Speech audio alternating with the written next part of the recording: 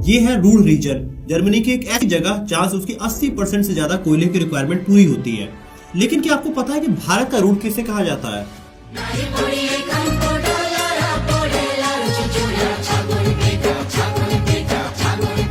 30% से ज्यादा जंगलों से घिरा झारखंड भारत के सोने की खान से कम नहीं है। एक तरफ जहां झारखंड में पहाड़, नदियां और झरने हैं, वहीं दूसरी तरफ ये खनिज से एक रिच प्रदेश है। देश का सबसे ज्यादा कोयले का प्रोडक्शन झारखंड में ही होता है। वहीं 26% देश का आयरन और 18% कॉपर का प्रोडक्शन भी झारखंड में ही होता है। इसके साथ ही यूरेनियम, बॉक्साइट, सिल्वर और ग्रेफाइट जैसे 58 मिनरल्स की खान है झारखंड। हर साल 160 मिलियन टन से ज्यादा मिनरल्स का प्रोडक्शन करने वाला झारखंड की कमाई 15,000 करोड़ से ज्यादा है मिनरल्स से। लेकिन जो झारखंड के बारे में गौर करने वाली बात है कि मिनरल से इतना ज्यादा रिच प्रदेश भारत में दूसरा सबसे ज्यादा गरीब राज्य है। आज 5 साल से कम उम्र के 11.5% बच्चे झारखंड के कुपोषित हुआ करते हैं। बढ़ते रेप केसेस, क्रिमिनल, गरीबी और अशिक्षा से जूझता है झारखंड में पिछले 24 सालों में 12 से ज्यादा सीएम बदल चुके हैं अभी तक, जिसमें भाजपा, झारखंड मुक्ति मोर्चा और कांग्रेस जैसे अलग अलग दलों ने हर बार अपनी सरकारें बनाई है। लेकिन फिर भी यह राज्य गरीबी की सबसे बड़ी दौर से गुजर रहा है। आज ऑन एन एवरेज एक झारखंड का आम आदमी महीने का 7,500 रुपए भी नहीं कमा पाता है। तो यहाँ सबसे बड़ा सवाल उठता है कि मिनरल में इतना रिच स्टेट कैसे इतना ज्यादा भारत में गरीब हो सकता है। तो दोस्तों, इस वीडियो में आज हम झारखंड की पूरी हिस्ट्री, पॉलिटिक्स और इकोनॉमिक्स के बारे में समझने की कोशिश करेंगे। इस एक वीडियो में आप झारखंड की हर एक समस्या के बारे में समझ चुके होंगे। दोस्तों, आइए इस वीडियो को शुरू से शुरू करते हैं। मौर्य से लेकर मुगल एम्पायर तक झारखंड हमेशा एक फॉरेस्ट लैंड की तरह अलग अलग एम्पायर्स का पार्ट रहा। लेकिन सबसे पहली बार झारखंड की इकोनॉमिक इंपॉर्टेंस को ईस्ट इंडिया कंपनी ने 1774 में समझा, जब भारत ब्रिटिश रूल के अंडर हुआ करता था। रानीगंज कोलफील्ड ब्रिटिश एम्पायर को एक सोने की खान की तरह लगी और इसीलिए कोलकाता में एक पोर्ट डेवलप किया गया और उसको रेलवे लाइन के थ्रू डायरेक्ट झारखंड रीजन से जोड़ा गया। इस कोल माइनिंग का ब्रिटिश एम्पायर ने जम के फायदा उठाया और साल 1920 तक हर साल करीब 18 मिलियन मैट्रिक टन कोयला भारत से एक्सपोर्ट किया जाने लगा और ये नंबर वर्ल्ड वॉर 2 तक 33 मिलियन मैट्रिक टन तक पहुंच गया। ब्रिटिश गवर्नमेंट की वर्ल्ड वॉर 2 की कोयले की सारी रिक्वायरमेंट भारत ही पूरा कर रहा था उस समय। लेकिन साल 1901 में एक चीज झारखंड के फेवर में हुई। यहाँ पे जमशेदजी टाटा ने टाटा स्टील की नींव रखी और साल 1907 में टिस्को की शुरुआत हुई। 1912 तक झारखंड बंगाल का एक पार्ट हुआ करता था, जिसमें बंगाल 2 पार्ट में डिवाइडेड था। एक ईस्ट बंगाल जिसमें बांग्लादेश और बंगाल आया करता था और एक वेस्ट बंगाल जिसमें बिहार, झारखंड और उड़ीसा आया करता था। साल 1912 में बिहार बंगाल से अलग हो जाता है। अब बिहार के अंदर बिहार, उड़ीसा और झारखंड ये 3 राज्य आ गए थे। इस पूरे बिहार के पार्ट में झारखंड सबसे ज्यादा रिच था, जहाँ पे पॉपुलेशन कम थी और कमाई काफी ज्यादा थी। लेकिन ये पूरा स्टेट बिहार से रूल हो रहा था, इसलिए झारखंड का सारा पैसा बिहार की तरफ जाने लगा और झारखंड अपने अधिकारों की लड़ाई अब लड़ना शुरू कर दिया। झारखंड एक आदिवासी एरिया था उस समय, जहाँ पे लोग अपने अधिकारों को काफी कम समझा करते थे। लेकिन उसमें भी छोटे छोटे संगठन थे जो कि अलग झारखंड की मांग उठाते रहते थे। लेकिन साल 1936 में उड़ीसा भी बिहार से अलग हो जाता है और अब बिहार में सिर्फ झारखंड और बिहार बचा था। और यहाँ अब झारखंड को अपने अधिकार पता चलने शुरू हो गए थे। उनको समझ में आ गया था कि हमारा सोल्यूशन झारखंड को अलग करने में ही है। अभी तक जो पूरा झारखंड अलग अलग खंड में बटा था और छोटे छोटे संगठन अपनी अपनी मांगे उठाया करते थे, अब वो सभी मिलके एक आ गए और साल 1939 में झारखंड के 5 सबसे बड़े संगठन मिलके एक बड़ा संगठन बनाते हैं, आदिवासी महासभा। इस पूरे मूवमेंट में जान तब आई जब जयपाल सिंह मुंडा जी इस मूवमेंट को ज्वाइन करते हैं। जयपाल सिंह मुंडा भारत के पूर्व हॉकी के कप्तान थे, जिन्होंने भारत को सबसे पहला गोल्ड हॉकी में दिलवाया था।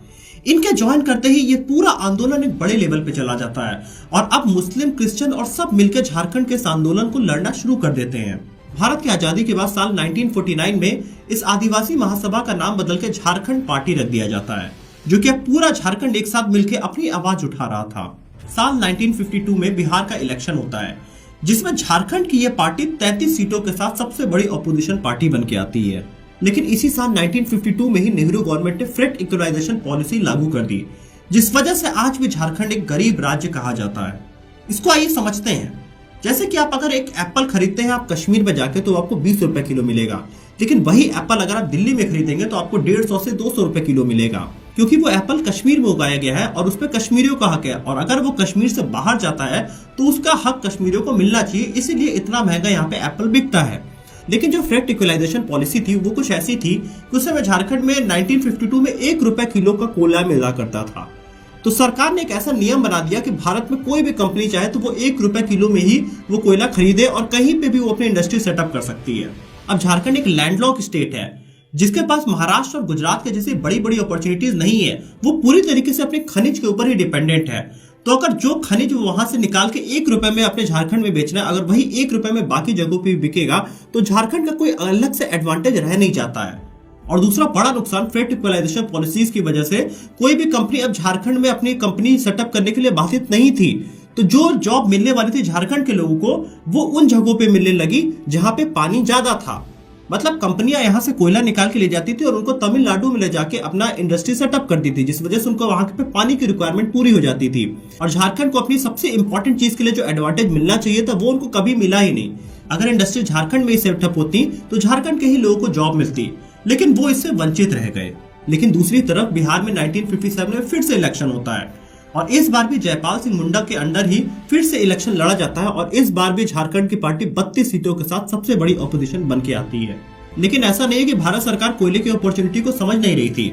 साल 1956 में गवर्नमेंट ने नेशनल कोल डेवलपमेंट कॉर्पोरेशन बनाया, जिसमें 1964 में स्टील अथॉरिटी ऑफ इंडिया की स्थापना की गई, जिसमें सोवियत यूनियन की हेल्प से बोकारो स्टील प्लांट लगाया गया, जिसका आज production capacity 32 lakh ton per year है।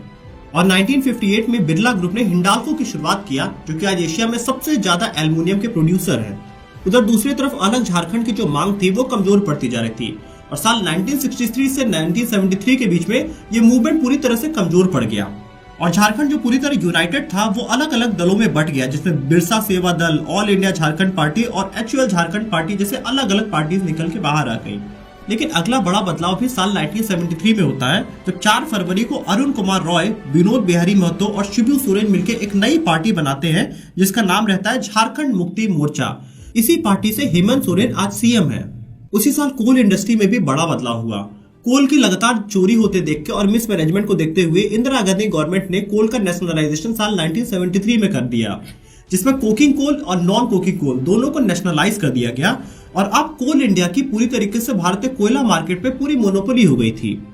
इस मोनोपोली को साल 2018 में तोड़ा, जब पीएम मोदी ने इस पूरे लॉ को रिपील किया और अब यहाँ पे ऑक्शन सिस्टम के साथ सारे कोयले का आवंटन करना शुरू किया गया। अब कोई भी कंपनी अपनी खुद की माइनिंग कर सकती है, वो ऑक्शन में डायरेक्टली खरीद के। लेकिन साल 1971 में बांग्लादेश भारत से अलग हुआ था, जिसमें स्टूडेंट्स का काफी एक बड़ा मूवमेंट रहा था, जिसको देखते हुए झारखंड में भी काफी सारे स्टूडेंट्स के आंदोलन शुरू हो गए थे। और झारखंड मुक्ति मोर्चा ने देखा कि स्टूडेंट्स को अगर आंदोलन में ला दिया गया तो झारखंड का जो आंदोलन है वो काफी बड़े लेवल पे ले जाया जा सकता है। इसीलिए 22 जून साल 1986 में ऑल झारखंड स्टूडेंट यूनियन की शुरुआत की गई, जिस ऑर्गेनाइजेशन को निर्मल महतो चला रहे थे। निर्मल महतो बहुत ही जल्दी फेमस हो गए पूरे झारखंड में, जिस वजह से 1 साल के बाद उनकी डेथ हो जाती है, उनको जान से मार दिया जाता है। और इसके बाद ये पूरा झारखंड का मूवमेंट पूरे झारखंड में फैल जाता है और पूरे देश में अब झारखंड मूवमेंट की शुरुआत हो जाती है।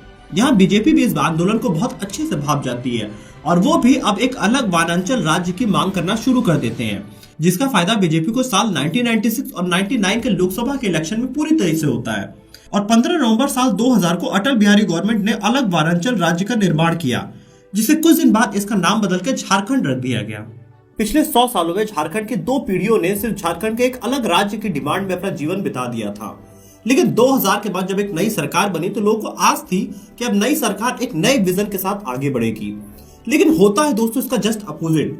तो ये सब कुछ हमें समझने के लिए ये 2000 से 2024 के बीच के पूरे झारखंड के हमें पॉलिटिक्स एक बार समझनी होगी। तो दोस्तों आइए इसको करीब से देखते हैं। तो साल 2000 में पहली बार इलेक्शन होता है, जिसमें बीजेपी को 32 सीट आती है, समता पार्टी को 5 सीट और झारखंड मुक्ति मोर्चा को 12 सीट आती है और इंडियन नेशनल कांग्रेस को 11 सीटें आती है। दोस्तों इसमें एनडीए की बहुमत होती है और बाबूलाल मरांडी सबसे पहले मुख्यमंत्री बनते हैं। मरांडी की गवर्नमेंट एक अच्छे विजन से आई थी, जो रोड की कनेक्टिविटी पे ध्यान दे रही थी। और बाबूलाल मरांडी का एक विजन था कि रांची के पास में ही एक ग्रेटर रांची डेवलप किया जाए, जिस तरीके से नोएडा के पास में ग्रेटर नोएडा बनाया गया है, ताकि जो पूरी कनेक्टिविटी है उसको और ज्यादा बढ़ाया जा सके और रांची के ऊपर से ट्रैफिक रिड्यूस किया जा सके। इसका शिलान्यास भी होता है साल 2002 में, लेकिन इसके बाद बाबूलाल मरांडी की सरकार चली जाती है क्योंकि पार्टी के अंदर ही कॉन्फ्लिक्ट हो जाता है और अब अर्जुन मुंडा बीजेपी के ही सीएम बन जाते हैं। अर्जुन मुंडा के 2 साल के कार्यकाल के बाद फिर से इलेक्शन होता है और साल 2005 में इस बार एनडीए को 36 सीट आई थी, जिसमें बीजेपी को 30 सीट था और झारखंड मुक्ति मोर्चा को 17 सीट आई थी। और इस टर्म में 4 बार सरकारें बदलती हैं, जिसमें सबसे पहले शिबू सोरेन, फिर अर्जुन मुंडा बीजेपी से, फिर एक इंडिपेंडेंट कैंडिडेट मधु कोड़ा और उसके बाद फिर से शिबू सोरेन इस 5 साल के कार्यकाल में 4 बार सीएम बदलते हैं। इसके बाद 2009 का इलेक्शन होता है जिसमें झारखंड मुक्ति मोर्चा को 18 सीट आती है, बीजेपी को भी 18 और कांग्रेस को 14 सीट आती है। इस टर्म में भी 3 सीएम बनते हैं। सबसे पहले जेएमएम के शिबू सोरेन की सरकार बनती है, फिर बीजेपी की कुछ टाइम गवर्नमेंट आती है और फिर से तीसरे बार फिर से जेएमएम की सरकार आती है जिसमें सबसे पहली बार हेमंत सोरेन सीएम बनते हैं। इसके बाद 2014 का इलेक्शन होता है जिसमें रघुबर दास जीत के आते हैं और यहाँ पे बीजेपी को 37 सीट आई थी। ये इकलौता टर्म रहा है जब किसी एक सीएम ने 5 साल का पूरा कार्यकाल किया था। रघुबर दास एक नॉन आदिवासी सीएम थे, लेकिन इनके गवर्नमेंट में भी काफी सारा करप्शन था जिसके बारे में हम आगे बात करेंगे। और फिर 2019 का इलेक्शन होता है जिसमें जेएमएम को 30 सीट आती है और हेमंत सोरेन सीएम बनते हैं जिन्होंने अभी अपना रिजिग्नेशन दिया हुआ है। तो इस तरीके से 5 टर्म की पूरी जो गवर्नमेंट थी इसमें बार बार सीएम हर कार्यकाल में बदलते रहे हैं। ये इतने सारे सीएम बदलने के पीछे सबसे बड़ा रीजन है कि किसी भी पार्टी को क्लियर मेजोरिटी यहाँ पे नहीं मिलती है। इसका सबसे इंपॉर्टेंट रीजन है कास्ट पॉलिटिक्स। जैसे यहाँ पे कोई अगर महतो आदिवासी कोई ग्रुप है तो वो महतो को ही वोट देगा। इसके अलावा कोई सोरेन ग्रुप का है तो वो सोरेन कास्ट वाले को ही वोट देगा। इसके साथ ही आदिवासी कबीले के जो लोग होते हैं वो अपने बीच के ही आदमी को किसी भी हालत में वोट किया करते हैं, वो उसी पर ट्रस्ट करते हैं। इसीलिए आप देख सकते हैं कि 2005 में 12 इंडिपेंडेंट कैंडिडेट जीते थे और 2009 के इलेक्शन में 8 इंडिपेंडेंट कैंडिडेट जीते थे। 81 सीट की जो विधानसभा है उसमें अगर 12 लोग इंडिपेंडेंट जीतते हैं तो एक बड़ी बात है। किसी भी एक पार्टी को कंप्लीट मेजोरिटी न मिलने का रीजन है कि यहाँ कोई एक सेंट्रल लीडर नहीं है इस स्टेट में। शिबू सोरेन जिसे दिशोम गुरु के नाम से भी झारखंड में जाना जाता है, 70s के टाइम में इन्होंने आदिवासियों के लिए कई सारी लड़ाइयां लड़ी थी और बहुत सारे अगर झारखंड के आप रीजन में देखो तो उनकी काफी अच्छी पकड़ है, लेकिन फिर भी ये वाइडली एक्सेप्टेड लीडर नहीं है पूरे झारखंड में। अगर आप देखेंगे तो कुछ रीजन में बीजेपी काफी मजबूत है, कुछ जगह पे कांग्रेस मजबूत है और किसी जगह पे झारखंड मुक्ति मोर्चा काफी ज्यादा मजबूत है। इसलिए कंप्लीट मैंडेट किसी भी पार्टी को नहीं मिल पाया है अभी तक। तो इन 23 सालों में हर सीएम ने ऑन एन एवरेज 2 साल का कार्यकाल देखा।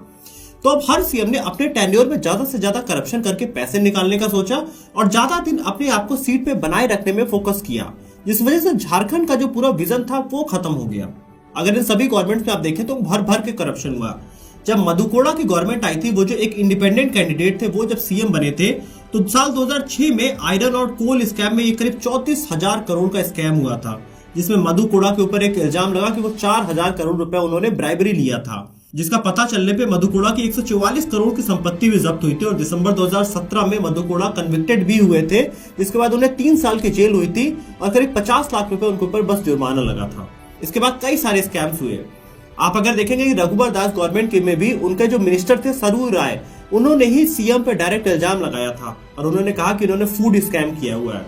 जिसके बाद सरयू राय बीजेपी छोड़ते हैं और वो इंडिपेंडेंट चुनाव लड़ते हैं सीएम के फेस के सामने और सरयू राय जीत जाते हैं सीएम से डायरेक्ट। तो आप समझ सकते हैं कि किस लेवल पे करप्शन था जो एक मिनिस्टर सीएम के सामने खड़ा होता है और जीत जाता है। आज भी आप देखेंगे तो Hemant Soren directly land scam में फंस रहे हैं। तो झारखंड में जितने भी सीएम बनते हैं उनका सबसे बड़ा फोकस होता है कि ज्यादा से ज्यादा पैसे कमा के रख लो ताकि आगे की पॉलिटिक्स की जा सके। अब इतने सालों के करप्शन का झारखंड पे क्या असर हुआ, आइए उसको एक बार समझ लेते हैं। अगर आप साल 2022-23 में झारखंड के एक आम आदमी की आय देखें तो वो 86,060 रुपए है। इसका मतलब एक आदमी मंथली 7,171 रुपए ही झारखंड में कमाता है सिर्फ। साल 2001 के समय झारखंड की जीएसडीपी भारत के जीडीपी का 1.52% होती थी, जो कि 22-23 में सिर्फ थोड़ा सा बढ़ के 1.61% ही भारत के जीडीपी का हो पाई। इसका मतलब कि वहां पे कुछ ज्यादा इंक्रीमेंट हुआ ही नहीं। एग्रीकल्चर जिसमें 75% झारखंड की आबादी डिपेंडेंट है, उससे रेवेन्यू सिर्फ 21% का आता है। अगर कोई किसान टमाटर भी बहुत ही मेहनत करके उगा लेता है तो उसको मार्केट का एक्सेस ही नहीं है, जिस वजह से उसके पास कोई भी प्रॉफिटेबिलिटी नहीं बन पाती है। सेकेंडली, एग्रीकल्चर में अभी भी कोई टेक्नोलॉजी का खास यूज झारखंड में होता नहीं है, जिससे पर स्क्वायर लैंड में प्रोडक्शन इंक्रीज नहीं हो पाती है और ओवरऑल जो झारखंड का जो प्रोडक्शन है वो कम रह जाता है और रेवेन्यू कम हो जाता है। इस सेक्टर में अभी तो कुछ खास काम हुआ ही नहीं है। हर गवर्नमेंट सिर्फ करप्शन में रह गई और उन्होंने लोगों की मूलभूत प्रॉब्लम को कभी सॉल्व करने की कोशिश ही नहीं किया। हालांकि सरकार ने कई सारे स्टेप्स लिए हैं, जैसे कि कृषि ऋण माफी योजना, जिसमें गवर्नमेंट करीब 50,000 रुपए तक किसानों को माफ कर देती है। इसके साथ ही राज्य फसल योजना भी है, लेकिन ये सब राहत काम है। अगर आपको मूलभूत परिवर्तन करना है तो वहां पे आपको टेक्नोलॉजी का यूज ले आना पड़ेगा, जिस वजह से फार्मर अपनी यील्ड को बढ़ा सके। आज झारखंड की 42% से ज्यादा आबादी मल्टी डायमेंशनल पॉवर्टी फेस कर रही है। साथ ही वो स्टूडेंट जो अपनी स्कूल की पढ़ाई पूरी कर लेते हैं वो झारखंड में नहीं रुकते हैं, वो हायर एजुकेशन के लिए दूसरे स्टेट्स की तरफ चले जाते हैं, क्योंकि जो झारखंड के स्कूल और कॉलेजेस है उनकी क्वालिटी ऑफ एजुकेशन काफी खराब है, जिसपे सालों से कोई भी काम नहीं हुआ है। इसके साथ ही अगर आप देखेंगे तो यहाँ पे वुमेन्स की कंडीशन काफी ज्यादा बदतर है। अगर जनवरी 2020 से फरवरी 2023 के बीच में देखें तो झारखंड में 5255 से ज्यादा रेप के केसेस हुए जिसमें कोई भी एक्शन नहीं लिया गया। इससे जो बड़ी प्रॉब्लम है वो मेल और फीमेल के बीच का लिटरेसी है। झारखंड में अगर हम देखें तो जो फीमेल लिटरेसी है वो सिर्फ 55% है, वही मेल लिटरेसी 76% है, जिस वजह से झारखंड में जेंडर गैप काफी ज्यादा है। आज झारखंड में कई सारी मूलभूत समस्याएं हैं, जैसे कि साफ पानी का ना होना, टॉयलेट की फैसिलिटीज ना होना, हेल्थ केयर आज एक बड़ी समस्या है झारखंड में। आज पूरे झारखंड में लैंड माफियाओं का एक नेक्सस है। यहाँ पे अगर हम देखो तो इनकम डिफरेंस काफी ज्यादा है। जो 10% लोग हैं उनके पास 90% इनकम है और ज्यादातर आबादी यहाँ पे गरीब ही है। अभी ब्यूरोक्रेसी जो कि गवर्नमेंट के प्लान्स इंप्लीमेंट किया करती है, आज झारखंड के ब्यूरोक्रेसी में भी काफी ज्यादा करप्शन है। पिछले कई सालों में कई सारे IAS ऑफिसर झारखंड में गिरफ्तार हुए हैं करप्शन के चार्जेस में। इस लेवल की स्थिति आ चुकी है इस राज्य में। कुपोषण और गरीबी से निपटने के लिए सरकार ने यहाँ पे समान योजना भी लॉन्च किया। लेकिन अगर हम ओवरऑल हंगर इंडेक्स वर्ल्ड का देखें तो साल 2022 में 121 कंट्रीज में भारत का नंबर 107वां रहा है और भारत में दूसरा सबसे ज्यादा जो गरीब राज्य रहा है वो झारखंड रहा है, जिसमें सबसे ज्यादा भुखमरी रही है। तो दोस्तों मेरे अकॉर्डिंग झारखंड की जो सबसे बड़ी प्रॉब्लम है कि वहां पे कोई एक विजनरी लीडर नहीं है जो कि पार्टी पॉलिटिक्स से ऊपर उठ के झारखंड के विकास के बारे में सोचे और अगले 10 साल में एक ऐसा प्लान लेके आए जिससे झारखंड को भी प्रॉस्परस बनाया जा सके। आप कमेंट ऑप्शन में लिख के अपना भी रीजन बताइए कि क्या और समस्याएं हैं झारखंड में और कैसे इसको दूर किया जा सकता है। वीडियो अच्छी लगी है तो वीडियो को लाइक करिएगा, चैनल को सब्सक्राइब करिएगा और बेल आइकन प्रेस करिएगा।